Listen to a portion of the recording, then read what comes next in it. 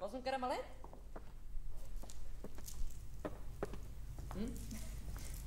Aquesta casa és impressionant. Sí, massa i tot. Digues-li a l'Àlex que et faci una visita guiada. Seu. Gràcies. Escolta, i tu què hi fas aquí? L'Àlex m'ha convidat. Ja m'entens, tu no ets com les típiques noies que surten amb l'Àlex. Ah, no? Que has fet alguna mena de promesa o és que t'agrada patir? Encara ens estem coneixent. És un noi divertit. Em fa riure. És molt graciós. Està molt bé que, tot i que tu i el Max estigueu separats, tots et tractin com si fossis una més de la família. Sóc encantadora. Però en Max sembla molt reservat. En Max sembla el que és i ha estat sempre un home sinistre. I per què t'hi vas casar? I tu per què surts amb l'Àlex? Perdona, no volia ser.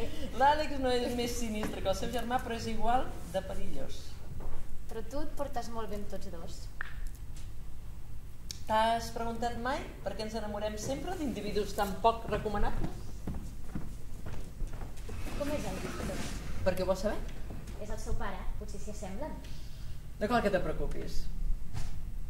Creus que no tornaré mai més a aquesta casa? Mira, Sílvia, no t'ofenguis, però les parelles de l'Àlex acostumen a tenir data de caducitat i tu sembles llesta i sensata. Deus estar a punt de caducar.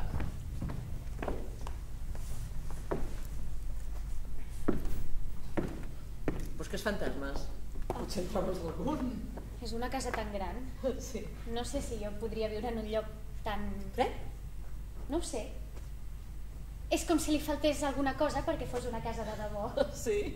I què creus que hi falta? Pols i teranyines? Nens. Hi hauria d'haver algun nen o alguna nena corrent amunt i avall. No trobes? I tu? Jo? Què?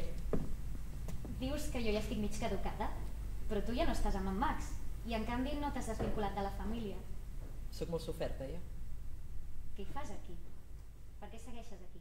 Perquè no vull deixar l'Elsa sola.